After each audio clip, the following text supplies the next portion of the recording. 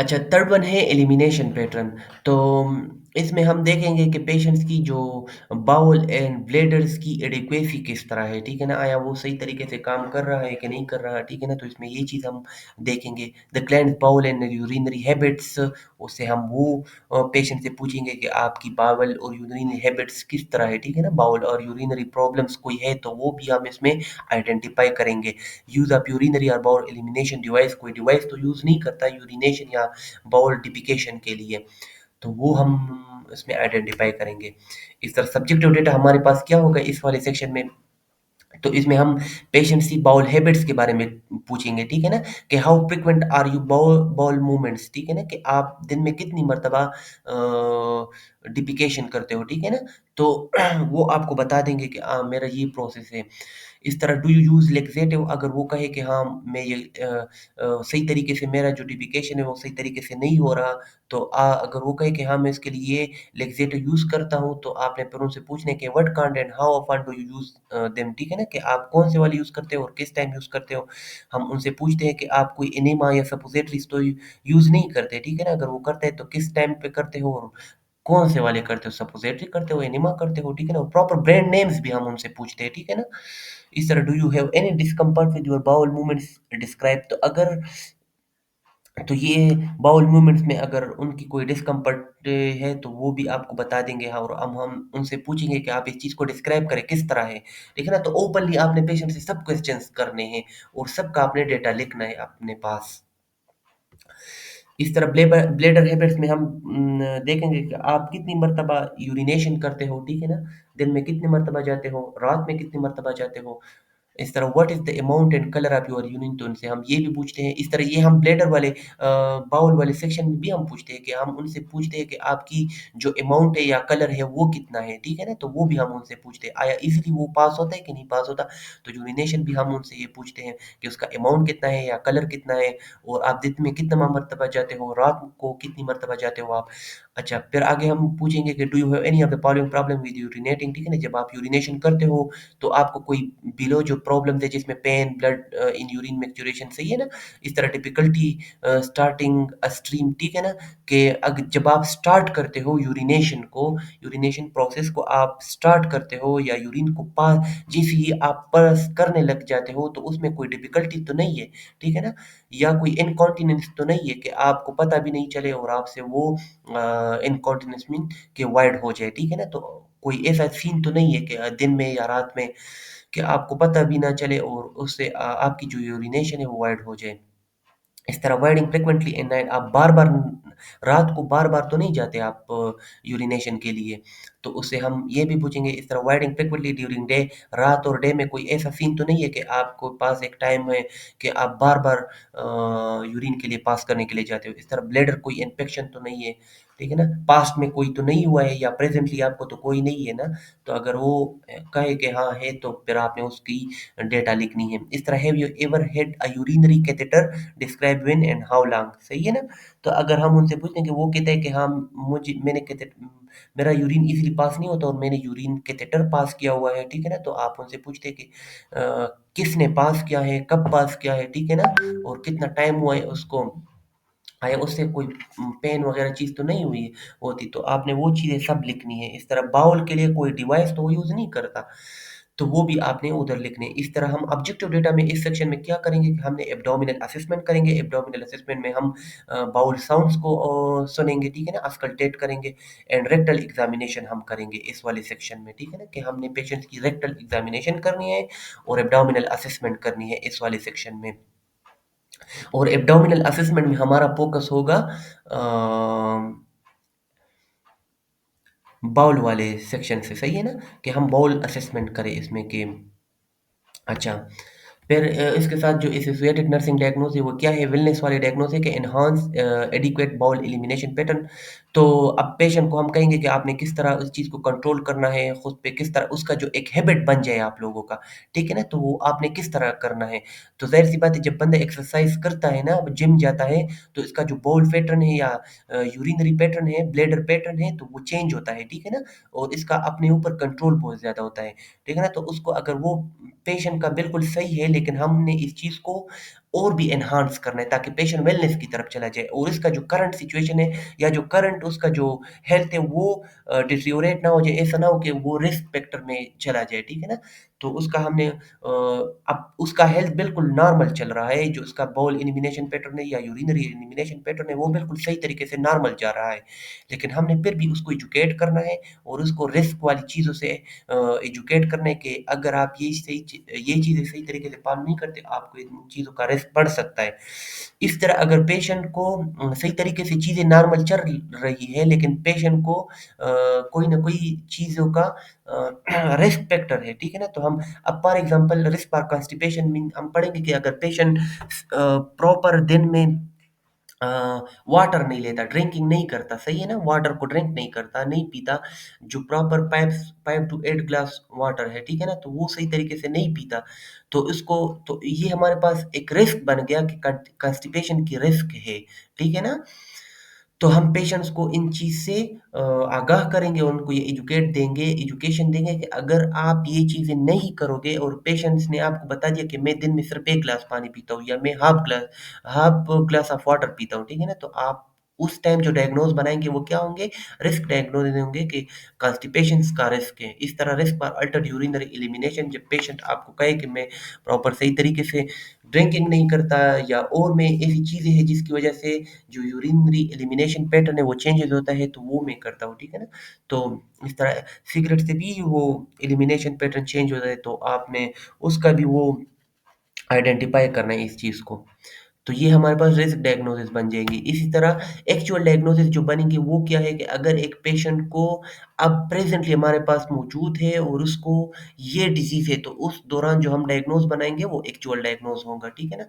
तो Altered bowl elimination constipation हमने assessment कर लिया और पेशेंट का जो एलिमिनेशन है पेशेंट्स का जो बाउल एलिमिनेशन है तो वो अल्टर्ड है, ठीक है ना? और पेशेंट को कॉन्स्टिपेशन हुआ है, ठीक है ना? कॉन्स्टिपेशन हुआ है, तो उस दौरान हम जो हमारा जो डायग्नोज़ होगा वो कॉन्स्टिपेशन वाला होगा। इस तरह अल्टर्ड बाउल एलिमिनेशन है और पेशेंट को डायरिया है, ठीक है ना? उसकी जो बाउल एलिमिनेशन पैटर्न है वो चेंज हुआ है, उसकी जो पेरिस्टाल्सिस मूवमेंट हुआ है या तो वो बहुत कम हुआ है, स्लो डाउन हुआ है या बिल्कुल तेज़ हुआ है, ठीक है ना? तो उस दौरान हम जो डायग्नोज़ बनाएँगे तो वो हमारा एक्चुअल डायग्नोज़ होगा। इस तरह बाउल इनकॉन्टिनेंस है, वो मैंने आप लोगों को बता दिया कि अगर एक पेशेंट आपको बता दे कि मैं अपने ऊपर कंट्रोल नहीं रख सकता, तो इस उस दौरान जो आपका डायग्नोज़ होगा वो बाउल इनकॉन्टिनेंस वाला होगा। इस तरह कोई ऐसे डिज़ीज़ भी हो सकती है ना, आगे हम पढ़ेंगे इस लार्ज इंटेस्टाइन वाले डिज़ीज़ पढ़ेंगे कि इसमें पेशेंट्स की जो बाउल कंट्रोल है वो बिल्कुल ख़त्म हो जाता है, तो उसको दौरान हम जो डायग्नोज़ बनाएँगे वो बाउल इनकॉन्टिनेंस वाला होगा। इस तरह Altered urinary elimination pattern of the urinary retention, ठीक है ना? यूरिनरी एलिमिनेशन पैटर्न वो चेंज हुआ है, तो वो क्या है कि पेशेंट्स की यूरिन रिटेंशन होती है, ठीक है ना? तो उसकी जो कहते हैं यूरेटर है या कोई यूरेथ्रा है तो इसमें कोई ब्लॉकेज हुआ है या कोई वजह है जिसकी वजह से उसका जो यूरिनरी पैटर्न एलिमिनेशन पैटर्न है वो चेंज हुआ है, ठीक है ना? तो उस वजह से उसकी जो यूरिन है वो उसकी रिटेंशन होती है, वो जमा होती है अंदर ब्लैडर में। इस तरह टोटल इनकॉन्टिनेंस, ठीक है ना? कि पेशेंट्स बिल्कुल अपने ऊपर कंट्रोल नहीं होता, तो उसकी जो स्फिंक्टर्स वाल्व्स है उस पे बिल्कुल कंट्रोल नहीं होता, तो उस दौरान हमारा जो डायग्नोज़ होगा वो एक्चुअल डायग्नोज़ है। इस तरह अगर पेशेंट कहे कि स्ट्रेस के दौरान उनको उनसे इनकॉन्टिनेंस हो जाए और यूरिन एलिमिनेशन हो जाए, तो फिर उस दौरान हमारा डायग्नोज़ होगा वो स्ट्रेस से रिलेटेड।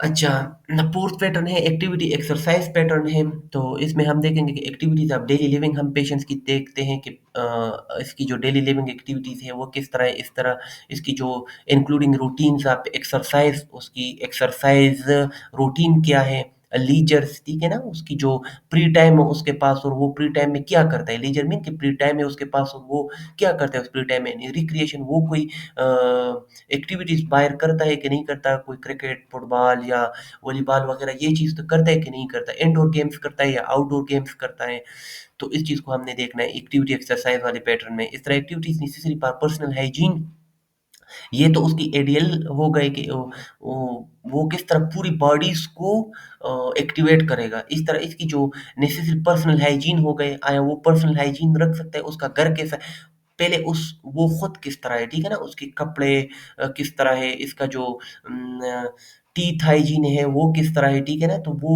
इस तरह उसका जो सराउंडिंग है वो किस तरह है, वो हाइजीनिक है कि नहीं है, वो खुद का ख्याल रखता है कि नहीं करता, अपने सराउंडिंग्स का ख्याल रखता है कि नहीं करता, घर का ख्याल रखता है कि नहीं करता, इस तरह वो कुकिंग करता है नहीं करता, शॉपिंग करता है, eating, maintaining the home and working, ठीक है ना? वर्किंग में अगर वो कोई जॉब करता है तो आया जॉब में उसकी जो चीज़ें हैं वो ऑर्गेनाइज्ड है कि नहीं ऑर्गेनाइज, ठीक है ना? तो उसमें हम ये चीज़ें देखेंगे। इस तरह an assessment is made of any factor that affect और interfere with the clients routine activities of daily living. इस तरह हम उस चीज़ का भी उससे आइडेंटिफाई करेंगे, उस चीज़ का भी हम उनसे क्वेश्चंस करेंगे, पूछेंगे जो इसकी जो डेली लाइफ एक्टिविटीज़ है उसको इफेक्ट करता है या उसमें कोई मुदाखलत करती है, ठीक है ना? ऐसी कोई अगर इफेक्ट्स है या फैक्टर्स है तो हम इसको भी पेशेंट से पूछेंगे और इसकी असेसमेंट करेंगे। इस तरह तो जो सब्जेक्टिव डेटा है हमारे पास, हम पेशेंट से कौन-कौन से सब्जेक्टिव डेटा मीन कि हम पेशेंट से पूछेंगे और पेशेंट हमें जवाब देंगे, ठीक है ना? तो उसमें हमने एक-एक ओपन एंडेड क्वेश्चन और एक-एक क्लोज एंडेड क्वेश्चन, ठीक है ना? तो हमने पेशेंट से जब भी असेसमेंट करना है तो हमने पेशेंट से ओपन एंडेड क्वेश्चंस करनी है। तो ये जो सारे क्वेश्चन ऊपर भी हमने पढ़ लिए, तो वो भी ओपन एंडेड क्वेश्चन थे। Open ended close ended question में आप जस्ट पेशेंट को एक स्टेटमेंट देते हो, एक क्वेश्चन देते हो और इसका ऑप्शन येस और नो में होता है, ठीक है ना? हाँ या ना में होता है। तो वो क्लोज्ड एंडेड क्वेश्चन्स होते हैं और जो ओपन एंडेड क्वेश्चन होते हैं, हम पेशेंट्स को प्री करते हैं कि आप उस चीज़ को हमें खुद या एक्सप्लेन करें या डिस्क्राइब करें इस चीज़ को, ठीक है ना? अच्छा, तो हम पेशेंट को कहते हैं describe your activities on normal days, आपकी एक्टिविटीज़ क्या है, आपकी including hygiene activities, eating activities.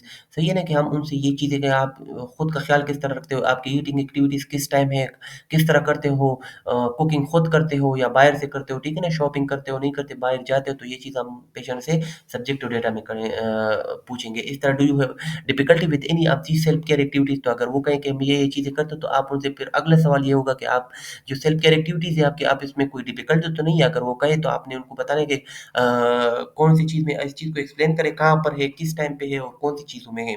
इस तरह does anyone help you with these activities, ठीक है ना? तो अगर आपको प्रॉब्लम है इन चीज़ों को करने में, तो अगर है ऐसा कोई जो आपके साथ इन चीज़ों में हेल्प करे, ठीक है ना? और कौन-सी चीज़ों में आपके साथ हेल्प करता है? Do you use any special devices to help you with your activities, ठीक है? कोई स्पेशल डिवाइस तो नहीं है कि आपके साथ हेल्प करे इन चीज़ों में। इस तरह does your current physical health affect any of these activities, तो अगर आपकी जो मौजूदा फिज़िकल हेल्थ है, वो इन चीज़ों को जो आप ऊपर करते हो ईटिंग, ड्रिंकिंग या आप जो कुकिंग करते हो या पर्सनल हाइजीन करते हो, मेंटेन रखते हो, ठीक है ना? तो उसमें कोई ऐसी जो आपका प्रेज़ेंट हेल्थ है, तो इन चीज़ों को इफ़ेक्ट तो नहीं करता, ठीक है ना? जिस तरह अगर आपको डिस्निया है, ठीक है ना? शॉर्टनेस ऑफ ब्रीथ, पल्पिटेशन या चेस्ट पेन, स्टिफनेस, वीकनेस, तो ये चीज़ें आपकी जो अगर फॉर एग्ज़ाम्पल आपको ये चीज़ें हो गई, तो आपकी जो एक्टिविटीज़ है, वो इन चीज़ों से सफ़र होता है कि नहीं होता?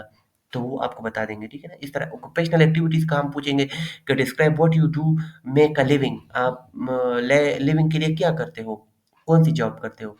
Do you nature of job हम उनसे पूछेंगे। Do you feel it has affected your health, तो अगर आप उनसे पूछेंगे कि आपकी जो करंट जॉब है, आया वो आपकी हेल्थ पे इफ़ेक्ट हो सकता है? फॉर एग्ज़ाम्पल एक वो इंटो वाले कंपनियों इंटो वाले भट्टी में काम करते हैं कोई और आपके पास वो पेशेंट आया और उनको पता है कि हाँ, ये जो मैं काम करता हूँ जहाँ पर, तो वो मेरे हेल्थ पे इफ़ेक्ट पड़ सकता है, ठीक है ना?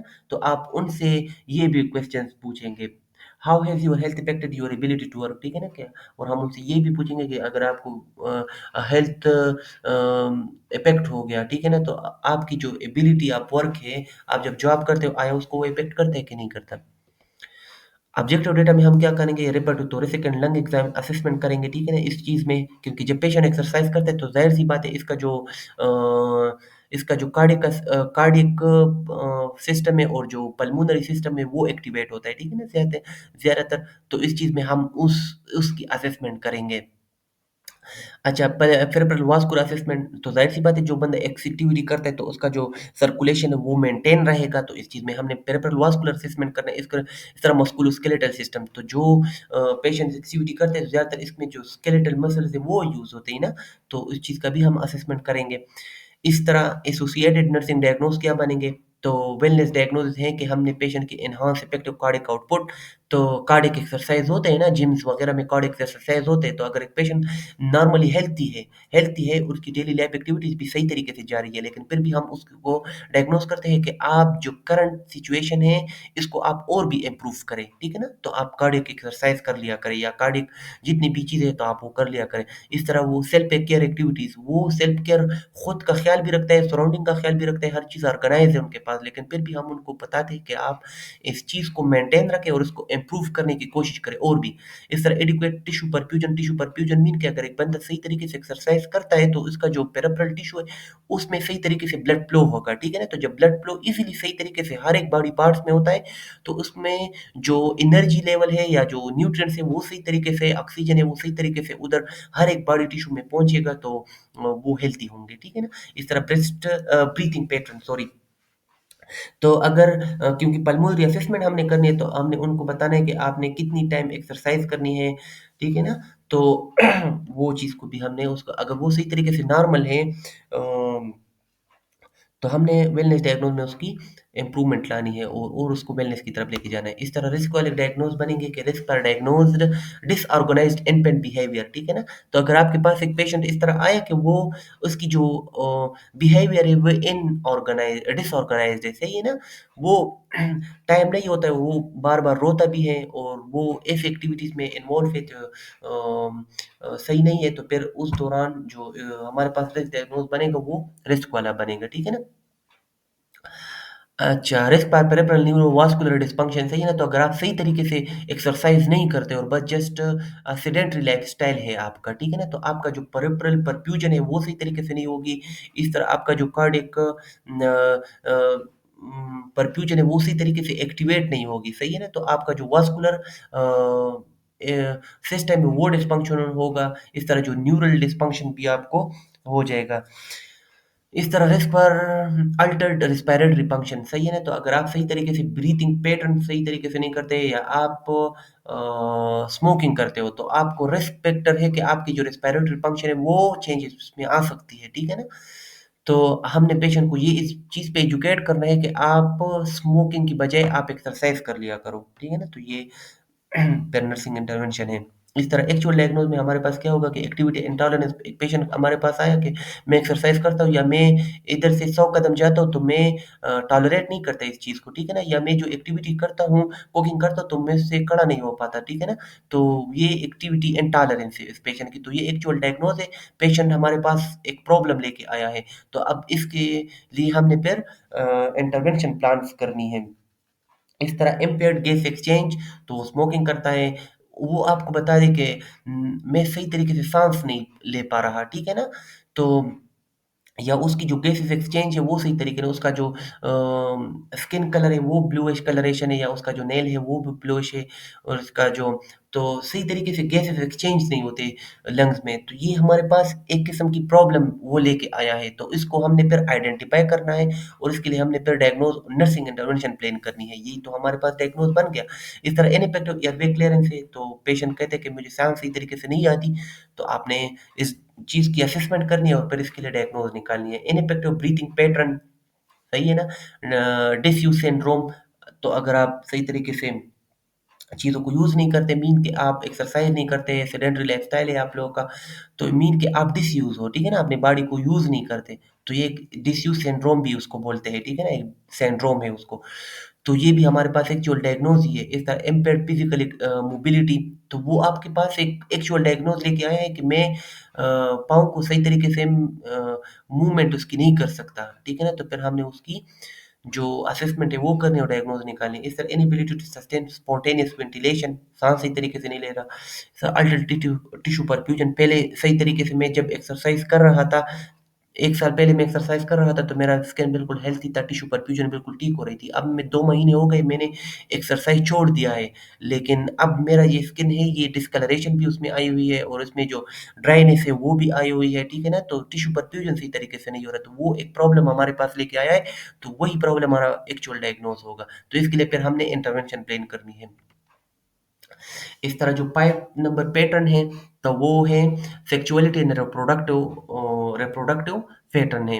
तो इसमें जो सब्जेक्टिव डेटा है वो हमने फीमेल से क्या पूछनी है कि इसकी मेंस्ट्रुअल हिस्ट्री हमने पूछनी है कि लास्ट साइकिल कब बिगिन हुआ था, इसकी ड्यूरेशन कितनी थी, ठीक है ना? एनी चेंजेस आर एब्नॉर्मेलिटी, आपको ऐसा फील हुआ है कि उसमें कोई चेंजेस आई हुई या टाइम में या उसकी ड्यूरेशन में, ठीक है ना? तो पहले शॉर्ट था अब लॉन्ग है, तो कोई एब्नॉर्मेलिटी तो नहीं आई हुई है, तो आपने वो सब चीज़ें राइट डाउन करनी है।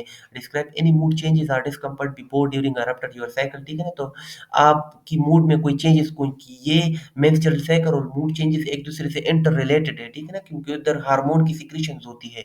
ये अलग टॉपिक, आप खुद देख ले फिर इस चीज़ को, ठीक है ना? कि किस तरह मेंस्ट्रुअल साइकिल जब बिगिन होता है या बिफोर या आफ्टर, उससे जो मूड चेंजेस होती है वो किस तरह होती है, ठीक है ना? तो आपने इस चीज़ को भी देख लेना है। अच्छा, ऑब्स्टेट्रिक हिस्ट्री में हमने क्या पूछनी है? तो ऑब्स्टेट्रिक हिस्ट्री में how many times have you been pregnant, ठीक है ना? कि आपकी प्रेगनेंसी कितनी टाइम हुई है। इस तरह describe the outcome of each of your pregnancy, तो उसकी आउटकम आप बता दें, सही है ना? इस तरह if you have children, what are the ages and sex of age, तो एज उसकी कितनी है, चिल्ड्रन है, बच्चे हैं आपके, उसकी एज कितनी है और सेक्स क्या है, मेल है फीमेल है, ठीक है ना? इस तरह एक्सप्लेन एनी हेल्थ प्रॉब्लम और concern you had with each pregnancy, तो ऐसा कोई प्रेगनेंसी हुआ है जिसकी वजह से आपकी जो हेल्थ है वो इफेक्ट हुआ हो, ठीक है ना? नॉर्मल डिलीवरी थी या सी सेक्शन वाली डिलीवरी थी, तो आप उनसे वो पूछते हो। अगर ये प्रेग्नेंट है तो आप ये सब पूछते हो। इस तरह अगर प्रेग्नेंट ना भी हो तो आप जो पहले वाली सबसे पूछते हो कि आपकी अगर पहली प्रेगनेंसी हुई थी तो आया वो नॉर्मल थी या ऑपरेशनल वाली थी, सही है ना? इस तरह कंट्रासेप्शन, तो अगर व्हाट डू यू और your partner do to do prevent pregnancy, तो बस अब आपने फैमिली प्लानिंग कर लिया, तो अब आप कंट्रासेप्शन में क्या यूज़ करते हो, ठीक है ना?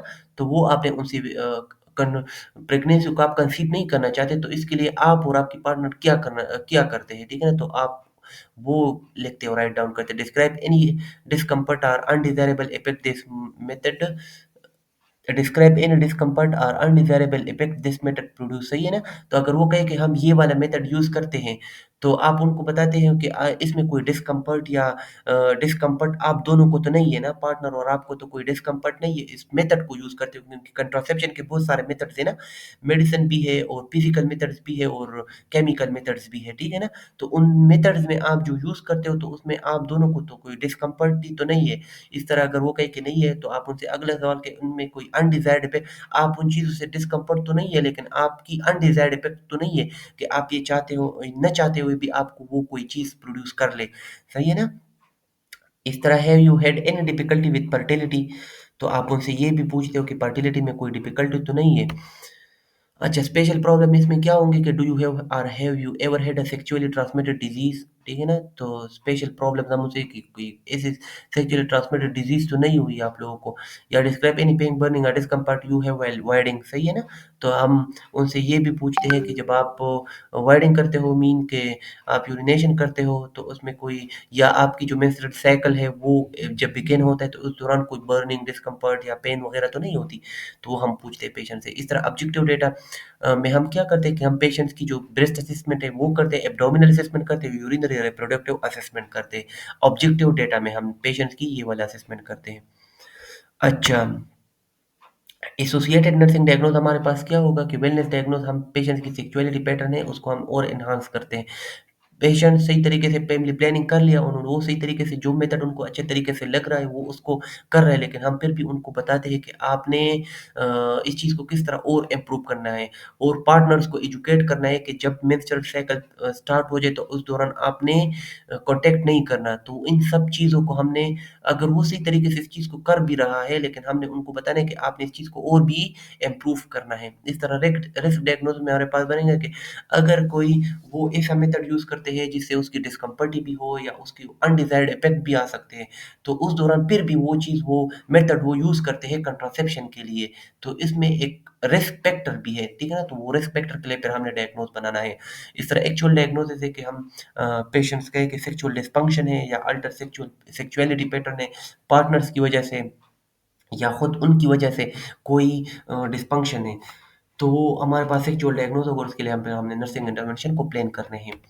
इस तरह स्लीप रेस्ट पैटर्न है, 6 नंबर पैटर्न है, तो इसमें हम सब्जेक्टिव डेटा हम क्या लेंगे पेशेंट से कि हम पेशेंट से स्लीप हैबिट्स के बारे में पूछेंगे कि how would you rate the quality of your sleep, ठीक है ना? कि आप अपनी स्लीप क्वालिटी को 10 में से कितना रेट दोगे? तो आपको बता देंगे, ठीक है ना? कि मेरा स्लीप ठीक है, अच्छा है, नहीं है, सही ना, टाइम पे हो रहा है, नहीं हो रहा है। और ये वाला मसला तो नर्सिज़ में बहुत ज़्यादा है। इसी तरह अच्छा, special problems, do you ever experience difficulty with falling असलीप, ठीक है ना? तो आप उनसे पूछेंगे कि कोई डिफिकल्टी तो नहीं है, आप कोई डिफिकल्टी तो एक्सपीरियंस नहीं कर रहे हैं जब आप जैसे ही आप स्लीपिंग के लिए जाते हो और बेड पे लेटते हो तो आपको नींद ना आ रहा हो, ठीक है ना? तो नींद ना आने की वजह या उसमें कोई डिफिकल्टी तो नहीं हो रही है आप लोगों को, तो उनसे हम वो पूछेंगे। अच्छा, रिमेनिंग असलीप, ठीक है ना? कि आप स्लीपली ही रिमेन रहे, स्लीपली ही रिमेन रहे, ठीक है ना? Do you ever feel fatigue after a slip period, ठीक है ना? कि आप जब नींद से उठते हो तो आप फैटीग तो नहीं हो, आपको थकावट तो नहीं फील हो रही? और ये चीज़ें तो नर्सेज में कॉमन है। अच्छा, sleep aids, what help you to fall asleep, तो अगर आप स्लीप के लिए जाते हो तो कोई चीज़ तो कौन सी चीज़ की वजह से आप स्लीपिंग करते हो? कोई मेडिकेशन लेते हो या कोई रीडिंग्स करते हो या रिलैक्सेशन टेक्निक या वाचिंग टीवी या लिसनिंग अ म्यूजिक? हर एक का अपना अपना मेथड होता है, तो आप उनसे पूछने कि आप कौन सी चीज़ों को लेते हो, ठीक है ना? अच्छा, ऑब्जेक्टिव डेटा में हम क्या करेंगे कि हम अब ऑब्जर्व अपीयरेंस, ठीक है ना? कि पेशेंट्स क्या, उस टाइम पे हम जो पेशेंट की असेसमेंट करते हैं ऑन द स्पॉट, तो हम देखेंगे कि उसकी जो कलर है, स्किन कलर है, वो किस तरह है, ठीक है ना? पेल है। अच्छा, puppy eyes with dark circle, तो जो किसी ने नींद नहीं की होगी तो उसकी पपी आईज होती है। इस तरह ऑब्जर्व बिहेवियर, हम उस दौरान जो बिहेवियर ऑब्जर्व करेंगे पेशेंट को, अगर उसने नींद नहीं की हो तो वो याइन करेगा। इसी तरह डोजिंग ड्यूरिंग डे, तो वो डे में भी किसी टाइम सोएगा, ठीक है ना? तो वो कोशिश करेगा कि मैं 1 घंटे के लिए, 30 मिनट के लिए, 20-25 मिनट के लिए मैं सो जाऊँ, ठीक है ना? वो उस कोशिश में होगा। तो अगर किसी ने नींद ना की हो वो, ठीक है ना? इस तरह इरिटेबिलिटी, वो इरिटेबल होगा, उसकी जो शॉर्ट अटेंशन स्पैन, ठीक है ना? इरिटेबल होगा तो उसका जो अटेंशन स्पैन है, उसका जो थिंकिंग है, वो भी सही तरीके से ना वो फ़ोकस नहीं कर पाएगा चीज़ों पे, ठीक है ना? तो वो भी हम ऑब्ज़र्व करेंगे उस दौरान। अच्छा, नर्सिंग डायग्नोज़ हमारे पास एनहांस है, अगर एक पेशेंट स्लीप तो करता है लेकिन हम उनको बोलते हैं कि आपने टाइम पे सोना है, 7-8 घंटे आपने नींद लेना है, नींद से पहले आपने मोबाइल को यूज़ नहीं करना है, कम से कम 30 मिनट आपने बिल्कुल भी मोबाइल यूज़ नहीं करना है बिफोर स्लीपिंग, सही है ना? इस तरह अगर वो सब चीज़ें फ़ॉलो करते हैं लेकिन हम उनको बोलते हैं कि आपने इन चीज़ों को स्ट्रिक्टली फ़ॉलो करना है, ताकि ये आपका हैबिट बन जाए।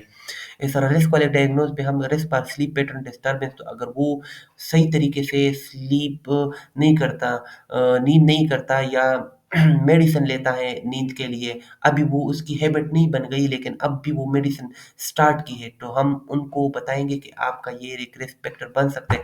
इस मेडिसिन से ये चीज़ें रिस्क फैक्टर्स बन सकती है, ठीक है ना? इस तरह एक्चुअल डायग्नोसिस हम देखेंगे कि पेशेंट्स की, अब पेशेंट हमारे पास स्लीप डिस्टर्बेंस ही के साथ आया कि मुझे रात को नींद नहीं आ रही, तो उसके लिए हम फिर क्या-क्या डायग्नोज़ बनाएँगे, तो वो हमारे पास एक्चुअल डायग्नोज़ होगा।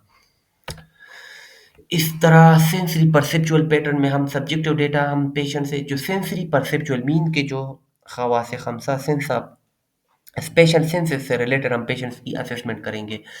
Describe your ability to see, hear, feel, taste and smell, 5 special senses है ना, जिसमें हम खवास खमसा भी बोलते हैं उसको, see, hear, feel, taste and smell. इसको हम पेशेंट्स को कहेंगे कि उसको एबिलिटी, इसकी एबिलिटी को डिस्क्राइब करें।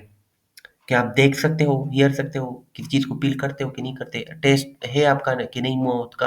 इस तरह की चीज़ों को स्मेल कर सकते हो कि नहीं करते? इस तरह describe any difficulty you have with your vision, hearing and ability to feel, सही है ना? कि आप उनको बताते हो कि किसी चीज़ में विज़न में तो कोई डिफिकल्टी नहीं है, सही है ना? नॉट से नियर साइटेडनेस और फार साइटेडनेस, सही है ना?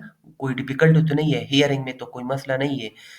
दोनों हियर ठीक है कि नहीं है, एक में सुनते दूसरे में नहीं सुनते। इस तरह एबिलिटी टू फ़ील, चीज़ों को फ़ील, टच, अगर आपके साथ कोई टच हो जाए तो आप इस चीज़ को फ़ील करते हो कि नहीं? पेन को फ़ील करते हो कि नहीं करते? इस तरह हीट, कोल्ड, तो ये चीज़ें आप फ़ील करते हो कि नहीं करते? सही है ना? इस तरह टेस्ट है तो साल्टी, स्वीटी, बिटर, सोर और स्मेल, इन चीज़ों को आप फ़ील कर सकते हो कि नहीं करते?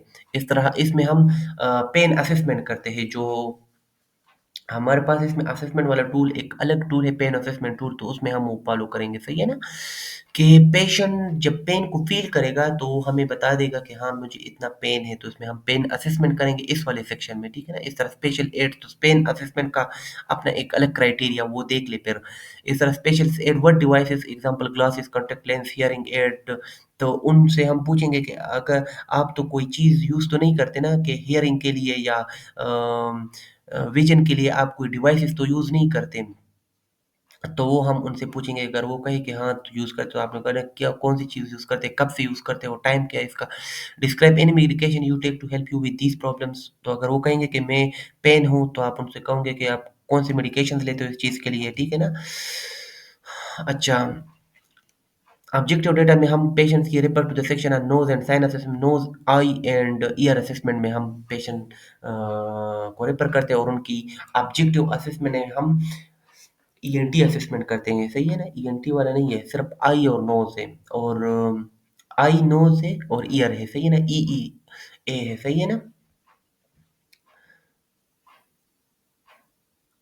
अच्छा, एसोसिएटेड नर्सिंग डायग्नोज में हम क्या है कि हमने इन्हांस कंफर्ट लेवल, तो अगर वो कहे कि हाँ मेरा विजन भी ठीक है, मेरा हियरिंग भी ठीक है, मैं चीज़ों को फील भी करता हूँ सही तरीके से, तो फिर आपने उसको वेलनेस वाली चीज़ें सिखानी है, इंटरवेंशन सिखानी है कि आप इन चीज़ों को सही तरीके से इम्प्लीमेंट कर लिया करो, ताकि आपकी जो हेल्थ है वो वेलनेस की तरफ लेके जाए, 100/100 हो जाए। इस तरह रिस्क डायग्नोसिस में हम रिस्क फॉर पेन, तो अगर वो कहे कि मुझे इस तरह डिजीज़ है, तो आप उसमें एक रिस्क वाला पेन पेन वाला रिस्क डायग्नोज़ भी बन सकता है। इस तरह अगर वो कहे कि मुझे पेन है, तो पेन तो एक्चुअली एक डायग्नोज़ ही है, एक्चुअल डायग्नोज़ है। ठीक है ना? तो वो आपने आइडेंटिफ़ाई करना है, इसके लिए अब पेन मैनेजमेंट के लिए फिर आगे आपने नर्सिंग इंटरवेंशन प्लान करने और इंटरवेंशन फेज़ में उसपे इंटरवेंशन करनी है। अच्छा, जो कॉग्निटिव पैटर्न है, तो कॉग्निटिव पैटर्न में हम थिंकिंग से रिलेटेड, उसकी जो रिमेम्बरिंग है, उसकी जो डिसीजन मेकिंग है, उसकी रिलेटेड हम अंडरस्टैंडिंग लेवल है, उसकी रिलेटेड हम पेशेंट से डेटा लेंगे। इस तरह एबिलिटी टू अंडरस्टैंड हम उसमें पूछेंगे पेशेंट से कि explain what your doctor has told you about your health. वो सबसे पहले डॉक्टर के पास है और डॉक्टर ने उसको एजुकेट किया कि आपको ये वाला प्रॉब्लम है। तो हम उनसे पूछेंगे कि आपको आप इस चीज़ को एक्सप्लेन करें कि डॉक्टर ने आपको क्या कहा आपके हेल्थ के बारे में, ठीक है ना? तो उस चीज़, तो अगर इसकी अंडरस्टैंडिंग लेवल सही है ना, तो आपको सही एक्यूरेट तरीके से इन चीज़ को, जो डिज़ीज़ उनको हुआ है, वो आपको ईज़िली तरीके से एक्सप्लेन कर लेगा। इस तरह इसकी जो एबिलिटी, कम्युनिकेशन स्किल्स को हम देखेंगे, उसकी कम्युनिकेशन एबिलिटी को देखेंगे, आया वो कम्युनिकेट कर सकता है हमारे साथ, can you tell me how you feel about your current state of health, ठीक है ना? तो वो ईज़िली आपके साथ कम्युनिकेट कर सकता है चीज़ों को, कि नहीं कर सकता।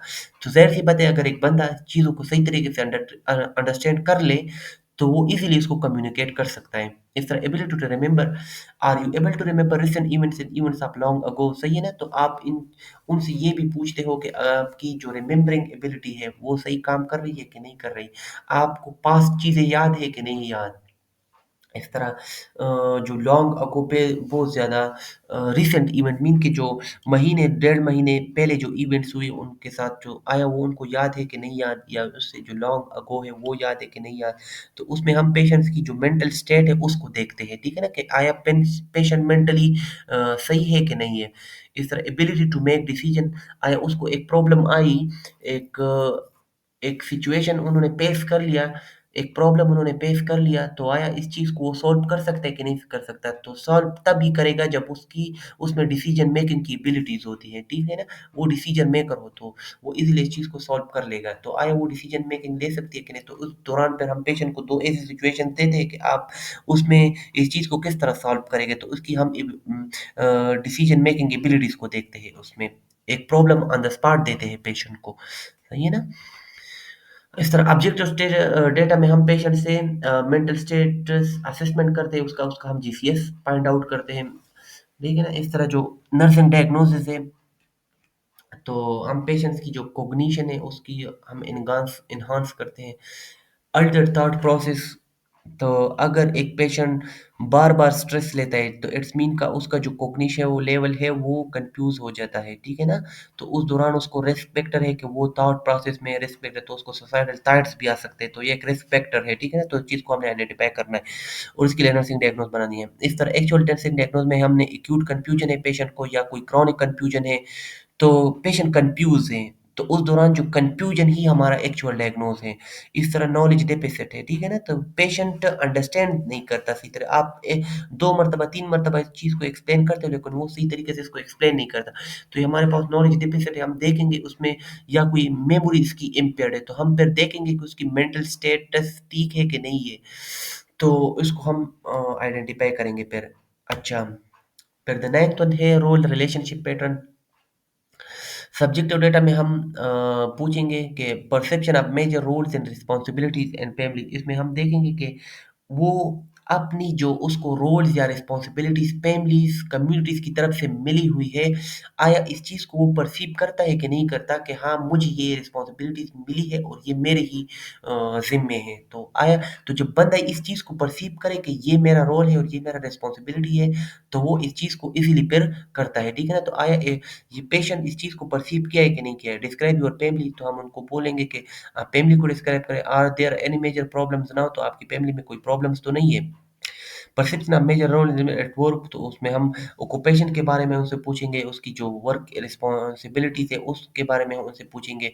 इस तरह perception of major social roles and उसको जो कम्युनिटी में जो रोल या सोशल लाइफ में उसको जो रोल्स मिला है, तो उसको हम बोलेंगे कि describe your neighbourhood and the community in which you live, तो आपने जो नेबरहुड है आपके साथ पड़ोस है, तो आपने उसको हमें डिस्क्राइब करना है, या आपको कम्युनिटी में जो रिस्पॉन्सिबिलिटीज मिली है तो आप वो भी हमें डिस्क्राइब कर लें। अच्छा, फिर है ऑब्जेक्टिव डेटा हमारे पास कि outline family genogram for your client, ठीक है ना? जीनोग्राम मीन कि आप पेशेंट्स के एक किस्म की एक डायग्राम ड्रा करते हो। इसको देख ले, एक पूरा टॉपिक है कि हम सर्कल में लिखते हैं कि ये फीमेल है और बॉक्स में लिखते हैं कि ये मेल है। तो मेल और फीमेल की शादी हो गई, फिर उससे उनकी तो एरो की शक्ल में हम नीचे ड्रा करते हैं उसके। फिर फॉर एग्ज़ाम्पल इसके 4 बच्चे हैं और 4 में से 2 फीमेल है और 2 मेल है, सही है ना? तो फिर हम दोबारा वही सर्कल्स और वही लगाते हैं, सही है ना? तो इसके हमें एक रफ आइडिया हो जाता है पेशेंट्स की पूरी फैमिली का। अच्छा, observe your clients family member, तो अगर उनके साथ कोई क्लाइंट या अटेंडेंट आया हुआ है, तो हम उसको ऑब्जर्व करेंगे, सही है ना? कि आया वो सपोर्टिव है, नहीं है, तो उस दौरान अब पता चल जाता है। जो नर्सिंग डायग्नोज बनेंगे वो इफेक्टिव रिलेशनशिप, उनको हम बताएँगे कि आपने इफेक्टिव रिलेशनशिप्स रखनी है, इफेक्टिव कम्युनिकेशन खु खुद के साथ इंट्रा और इंटरपर्सनल कम्युनिकेशन आपने इफेक्टिव रखनी है, कि खुद के साथ आपकी इंट्रा हो गई और जो आप दूसरों के साथ करते हो वो इंटरपर्सनल कम्युनिकेशन हो गई। तो जब आप फैमिली के साथ कम्युनिकेशन करते हो तो उसको आपने इफेक्टिव रखना है, उसको आपने सही रखना है। इस तरह कम्युनिटी में आपकी जो कम्युनिकेशन है, तो आपने इफेक्टिव कम्युनिकेशन करना है और आपने उसकी एनहांसमेंट के लिए इंटरवेंशन प्लान करनी है। इस तरह रिस्क डायग्नोस हाई रिस्क पर लोन है, तो अगर एक पेशेंट है वो सही तरीके से जो रोल रिस्पॉन्सिबिलिटी उसको मिली हुई है, वो कम्युनिटी में लोगों के साथ सही कम्युनिकेशन नहीं करता या घर में सही तरीके से लोग कम्युनिकेशन नहीं करता, तो इसका जो अल्टीमेटली रिस्क फैक्टर है वो क्या है? लोनलीनेस है, ठीक है ना? वो अकेला हो जाएगा, तो अकेलापन बीमारियों की जड़ है, ठीक है ना? तो ये एक रिस्क फैक्टर है हमारे पास। इस तरह रिस्क पर Altered parent infant child attachment, सही है ना? तो अगर आप सही तरीके से कम्युनिकेशन नहीं करते, सही तरीके से आपको जो रोल मिला है उसको आप रोल प्ले नहीं करते, सही है ना? तो उसका जो रिस्क फैक्टर है वो पेरेंट पे भी पड़ता है, इन्फेंट और चाइल्ड अटैचमेंट भी पड़ता है। तो आप सही तरीके से पेरेंट नहीं बन सकते, तो आपके साथ जो चाइल्ड की अटैचमेंट है वो सही तरीके से नहीं हो पा रही है, ठीक है ना? इस तरह ये डेवलपमेंटल साइकोलॉजी में आप इन चीज़ों को पढ़ेंगे कि ये किस तरह इफ़ेक्ट करती हैं। ऐसा जो एक्चुअल डायग्नोज हमारे पास है इम्पेयर्ड वर्बल कम्युनिकेशन, तो एक पेशेंट आया उसका कम्युनिटी के साथ, उसके लोगों के साथ, उसका अपनी वाइफ के साथ, बच्चों के साथ कम्युनिकेशन सही नहीं है, तो एक्चुअल डायग्नोज है हमारे पास। इस तरह उसका जो सोशल इंटरेक्शन है वो भी लोगों के साथ नहीं है, तो वो सोशल आइसोलेटेड है, तो वो भी हमारे पास एक एक्चुअल डायग्नोज है। अच्छा, द 10th वन है हमारे पास कि कोपिंग स्ट्रेस टॉलरेंस पैटर्न है। अगर एक पेशेंट को एक स्ट्रेस आया तो वो किस तरह इस चीज़ को कोप करता है, ठीक है ना? उससे किस तरह मुकाबला करता है। आया ये जो प्रॉब्लम इसको आया, अल्टीमेटली जो प्रॉब्लम पेशेंट को आता है या जिस किसी को भी एक प्रॉब्लम आता है तो वो अपने साथ स्ट्रेस को भी लेके आता है। सही है ना? तो अब वो स्ट्रेस को किस तरह टॉलरेट कर सकता है कि नहीं कर सकता, और वो इसी प्रॉब्लम या स्ट्रेस को का मुकाबला कर सकता है कि नहीं कर सकता, ठीक है ना? तो उसमें हम इन चीज़ों को आइडेंटिफ़ाई करेंगे। इस तरह subjective data perception of stress in problem in life, describe what you believe to be the most stressful situation in life. तो हम उनको बोलेंगे कि आपकी लाइफ में ऐसा कोई सिचुएशन है जो बिल्कुल स्ट्रेसफुल हो आपके लिए, तो आप इस चीज़ को डिस्क्राइब करें। How has your illness affected the stress you feel, सही है ना?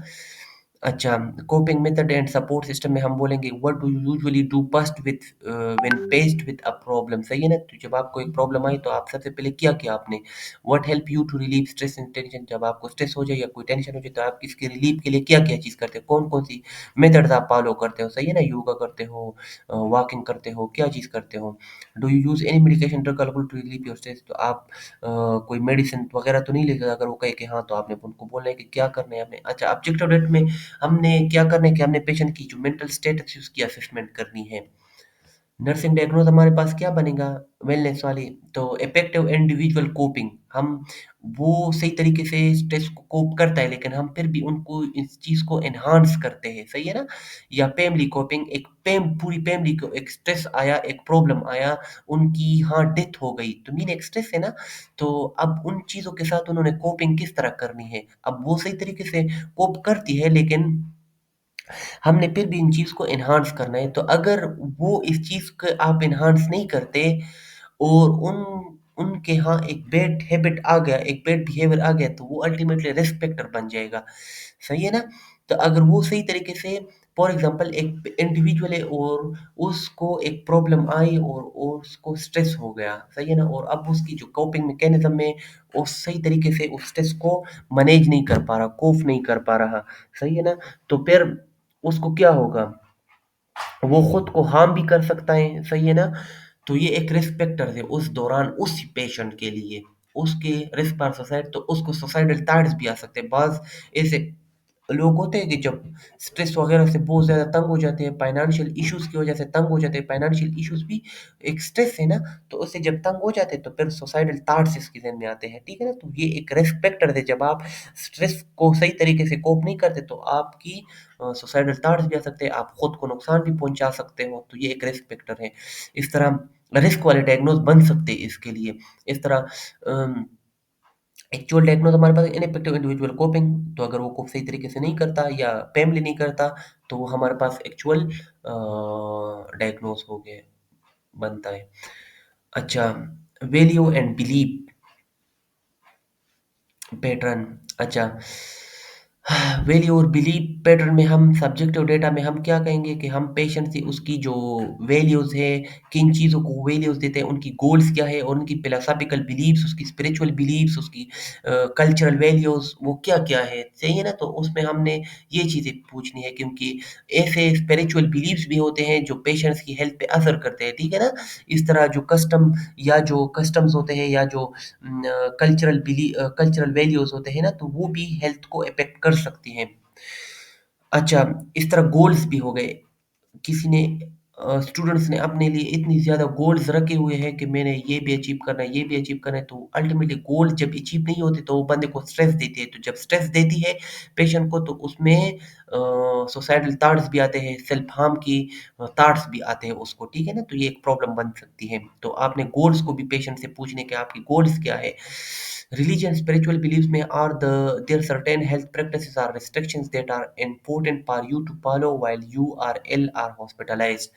तो ऐसी कोई रिलीजियस या स्पिरिचुअल कोई प्रैक्टिसेस है जब आप बीमार भी हो या हॉस्पिटलाइज भी हो तो आपने इस चीज़ को करना है, ठीक है ना? तो अगर वो कहे कि हाँ एक्सप्लेन, तो आपने उनको कहना है कि हाँ एक्सप्लेन करें। फॉर एग्जांपल हम मुसलमान हैं तो हम कहेंगे कि तो हम हमारे पास ना रमज़ान होता है और रमज़ान में हम रोज़े रखते हैं, ठीक है ना? तो अब बाद ऐसे पेशेंट्स भी होते हैं कि वो ये सोचते हैं कि मैं अगर वो एडमिट भी हो जाए हॉस्पिटल में और रमज़ान हो तो वो कहते हैं कि नहीं मैंने हर हालत में रोज़े रखने हैं, हालाँकि उस दौरान उसको रोज़े रखना जायज़ नहीं है और मना है उन लोगों को, ठीक है ना? कि आप जब बीमार हो तो आप रोज़े ना रखें, सही है ना? तो उस दौरान अगर वो क बाद ऐसे पेशेंट्स भी होते हैं कि नहीं मैंने हर हालत में रोज़े रखने हैं, तो ऐसी कोई स्पिरिचुअल या रिलीजियस बिलीफ है? अगर वो कहे कि हाँ, तो आपने उनको अपने के एक्सप्लेन करें। ऑब्जेक्टिव डेटा में हम क्या देखेंगे कि हम पेशेंट्स की जो रिलीजियस प्रैक्टिस है उसको ऑब्जर्व करेंगे कि आया पेशेंट मेरे पास 2 दिन से एडमिट हुआ है, उसकी जो रिलीजियस प्रैक्टिस है वो किस तरह है। बाज़ ऐसे पेशेंट्स भी हमारे पास आते हैं कि जब पहले असेसमेंट में हम उनको देखते हैं तो किसी ने हाथ को वो क्या बाँधा हुआ है, सही है ना? एक चीज़ बाँधा होता है, इस तरह किसी ने गले में कोई तावीज़ लटका होता है, ठीक है ना? तो उन चीज़ वो क्या है, स्पिरिचुअल बिलीफ्स है उन लोगों के। तो वो हम देखेंगे। इस तरह ऑब्ज़र्व क्लाइंट्स बिहेवियर पर साइन ऑफ स्पिरिचुअल डिस्ट्रेस, सही है ना? तो उसके लिए भी हमने उसको ऑब्ज़र्व करना है कि अगर वो स्पिरिचुअल डिस्ट्रेस से उसका आया, अगर उन्होंने एक फॉर एग्ज़ाम्पल नमाज़ का टाइम है और उन्होंने से नमाज़ टाइम उनसे कज़ा हो गया, तो अब उनको कुछ बिहेवियर की साइंस को हम आइडेंटिफ़ाई करेंगे कि आया उसकी बिहेवियर उस टाइम क्या है, ठीक है ना? एंग्ज़ायटी, एंगर या depression, doubt, hopelessness and powerlessness, ये चीज़ें हमने उसमें देखनी है पेशेंट में। तो इसमें जो एसोसिएटेड नर्सिंग डायग्नोज है, तो वो स्पिरिचुअल वेल-बीइंग को हमने एनहांस करना है, सही है ना? और भी एनहांस करना है कि हम उनको कहें कि आप जो स्पिरिचुअल चीज़ों को फ़ॉलो करते हो और जो सही है, तो आप उसको एनहांस करें और भी इंक्रीज़ करें इस चीज़ को, सही है ना? इस तरह risk diagnosis, risk for spiritual distress, सही है ना? कि स्पिरिचुअल डिस्ट्रेस की तरफ चला जाता है, जन्नत और दोज़ख का बहुत ज़्यादा अपने ऊपर एक चीज़ हावी कर लेता है कि अगर मैंने एक भी चीज़ गलत कर ली तो मैं डायरेक्ट दोज़ख में चले जाऊँगा, सही है ना? तो वो चीज़ इसको एक स्ट्रेस देती है। तो ये भी अलाउड नहीं है इस्लाम में कि आप खुद को डिस्टर्ब करो इन चीज़ों से, सही है ना? इस तरह एक्चुअल डायग्नोसिस स्पिरिचुअल डिस्टर्बेंस है patient distress of human spirit, सही है ना? तो वो हमारे पास फिर एक्चुअल डायग्नोस बनता है। अच्छा, अच्छा ये यूनिट नंबर 2 इधर ही तक था फंक्शनल हेल्थ पैटर्न। आप लोगों का असाइनमेंट ये है कि आपने हर एक ने एफएचपी को इस टूल को फ़ॉलो करते हुए हर एक ने एक पेशेंट की असेसमेंट करनी है, सही है ना? और वो नीट एंड क्लीन लिखना है असाइनमेंट्स पेज पे या आपके पास जो भी पेज हो, फिर उसी पेज से आपने पिक्चर्स निकालनी है और उसका पीडीएफ बनाना है और मुझे सेंड करना है, ठीक है ना? अच्छा, ये रेफ़रेंसेस में ये असाइनमेंट हो गया आप लोगों का और रेफ़रेंसेस में है Dale and nursing health assessment, आप इस चीज़ को फ़ॉलो करते हैं, यूज़ करते हैं, सही है ना? असेसमेंट टूल है के लिए। अच्छा, कोज़ियर एंड एम्स फंडामेंटल ऑफ नर्सिंग कांसेप्ट जो है उसके लिए कि नॉर्मल चीज़ों को आप देख लें और वेज़ले एंड सिद्धार्थ वाला मेडिकल सर्जिकल नर्सिंग वाला टेक्स्ट बुक आप यूज़ कर सकते हो। अच्छा, यूनिट नंबर 2 इधर तक था। मिलते हैं इंशाल्लाह नेक्स्ट यूनिट नंबर 3 में और असाइनमेंट टाइम पे सबमिट करें। अल्लाह हाफ़िज़।